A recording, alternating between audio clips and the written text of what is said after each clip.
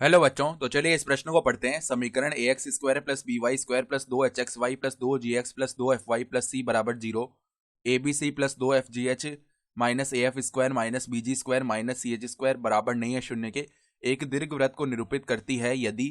तो यहाँ पर देखो, हमें चारों विकल्पों में से सही विकल्प का चयन करना है। ठीक है, तो प्रश्न में आगे बढ़ने से पहले इस प्रश्न से संबंधित जो मुख्य अवधारणा है उसकी हम चर्चा कर लेते हैं। तो यहाँ पे देखो, यदि यदि कोई समीकरण, यदि कोई वक्र का समीकरण हो, देखो इस प्रकार का, A X square plus B Y square plus 2 hxy plus में 2 gx प्लस में 2 fy प्लस सी बराबर 0 एक दीर्घवृत्त को निरूपित करे।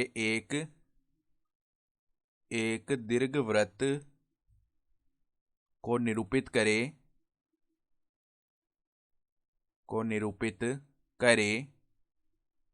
तो यहां से देखो क्या स्थिति होती है।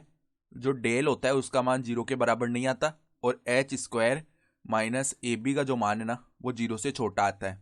ठीक है, यहाँ पे डेल क्या होता है, डेल देखो जो सारणी है वो क्या आती है, ए बी सी प्लस में 2 fgh, उसका देखो विस्तृत रूप लिख रहे हैं हम, 2 fgh minus A F square minus में बी जी स्क्वायर और माइनस में सी एच स्क्वायर, ये आता है।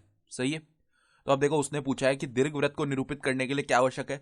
तो यहाँ पर इस समीकरण के लिए क्या होना चाहिए कि H square minus A B का मान जो है वो छोटा आना चाहिए 0 से। इसका मतलब क्या है कि एच स्क्वायर का मान छोटा आना चाहिए ए बी से।